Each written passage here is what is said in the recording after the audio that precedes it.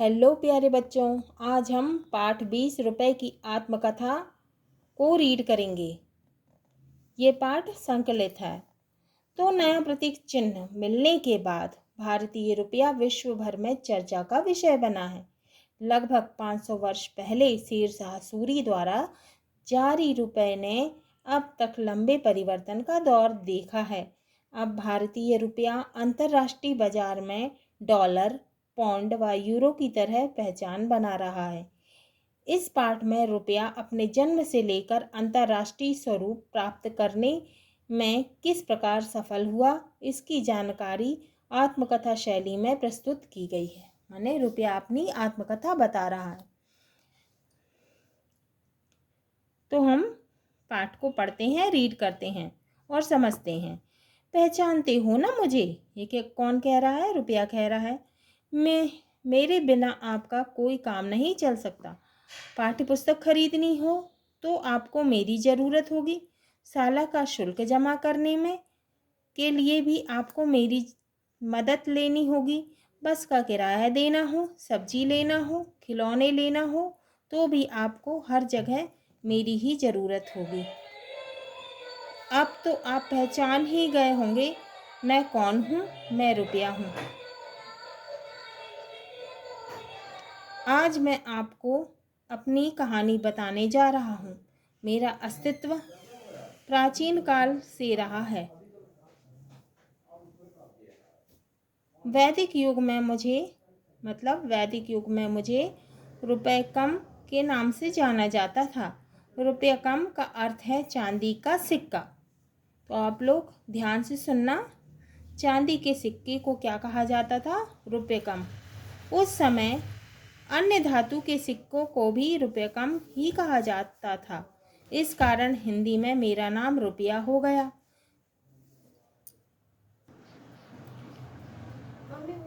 हिंदी के अतिरिक्त अन्य भाषाओं में भी मेरा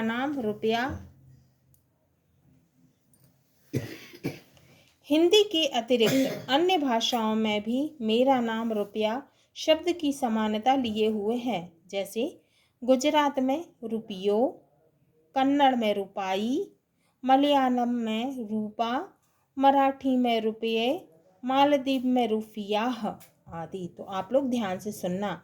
जैसे कि गुजरात में रुपए को क्या बोला जाता है? रुपियो। कन्नड़ में रुपये को क्या बोला जाता है? रुपाई। मलयालम में रुपए को क्या बोला जाता है? रूपा। मराठी में रुपए और मालदीव में रुफियाह आदि। अन्य देश श्रीलंका, नेपाल और पाकिस्तान में भी मेरा नाम रुपया ही है। इंडोनेशिया की मुद्रा रुपया में भी मेरे नाम की छाया है। तो इंडोनेशिया की जो मुद्रा है वहाँ पे भी रुपया बोला जाता है। चलिए थोड़ा आगे चलते हैं। इतिहास में उल्लेख मिलता है कि रुपया शब्द का प्रयोग सबसे पहले शेरशाह सूरी ने अपने कार्यकाल सन 1540 से 1545 में किया। उस काल का रुपया चांदी के सिक्के के रूप में था। तो उस समय रुपया किस रूप में था? चांदी के सिक्के के रूप में, जिसका वजन 178 ग्रेन 178 ग्रेन लगभग 11.5 ग्राम था।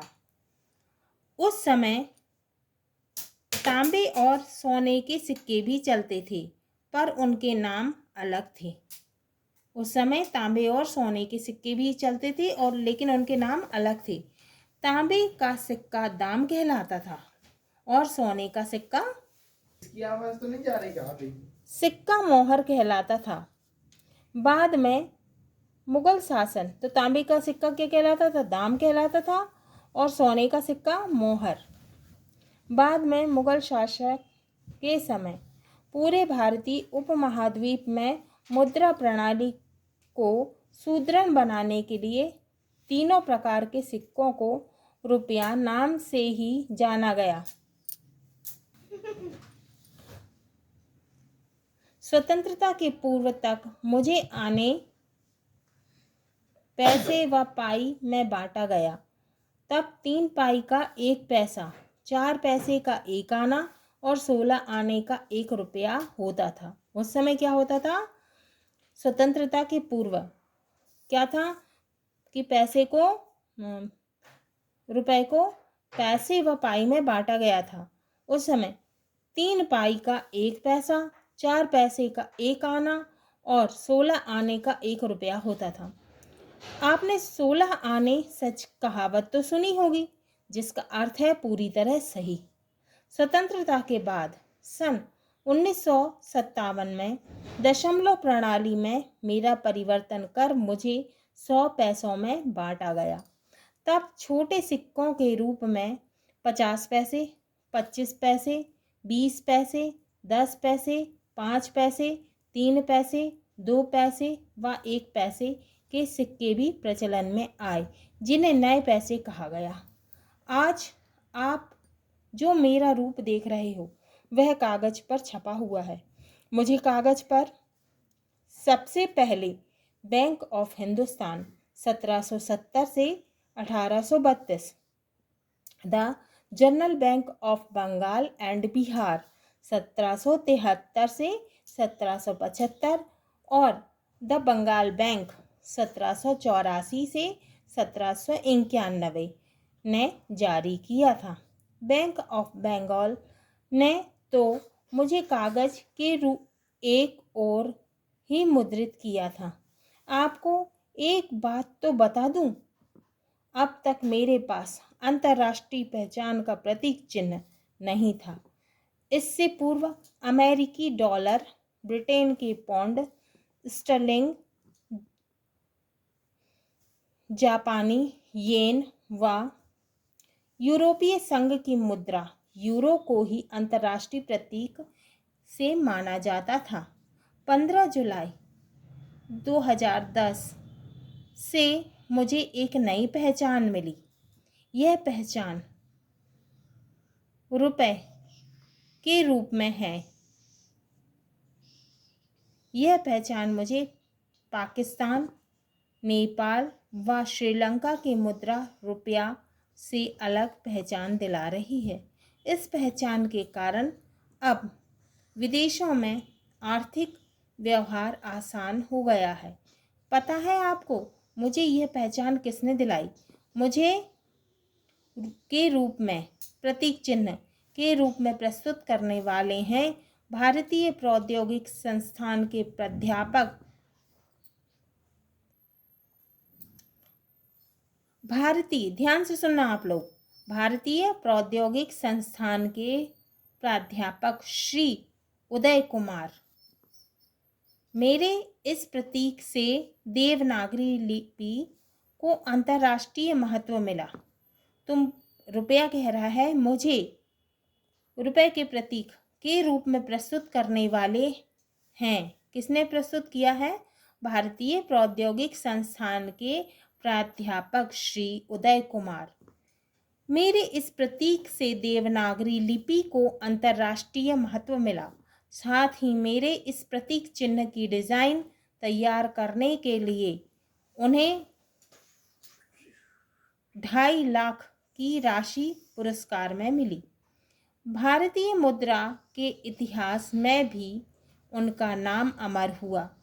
बातें तो और भी बहुत सी हैं, पर फिर कभी अभी इतना ही है। तो रुपया कह रहा है कि अभी इतना ही है।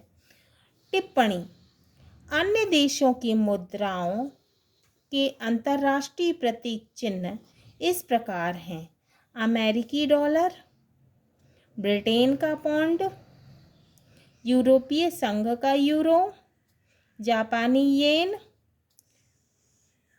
देवनागरी लिपि। वर्तमान में हिंदी का लेखन देवनागरी लिपि में होता है।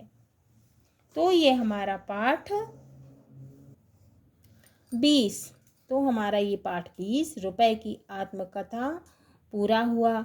अगले वीडियो में हम शब्दार्थ सही विकल्प चुनकर लिखिए, रिक्त स्थानों की पूर्ति कीजिए, 1 या 2 वाक्यों में उत्तर लिखिए, 3 से 5 वाक्यों में उत्तर दीजिए, सोचिए और बताइए। अनुमान और कल्पना के आधार पर उत्तर दीजिए। भाषा की बात में शुद्ध उच्चारण, शब्दों की वर्तनी शुद्ध कीजिए। उपसर्ग नए ये शब्द लगाकर निम्नलिखित शब्दों के नए शब्द बनाइए।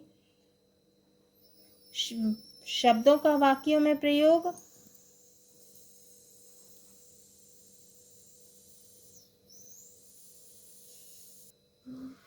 संधि विच्छेद। गद्यांश को पढ़कर पूछे गए प्रश्नों के उत्तर दीजिए।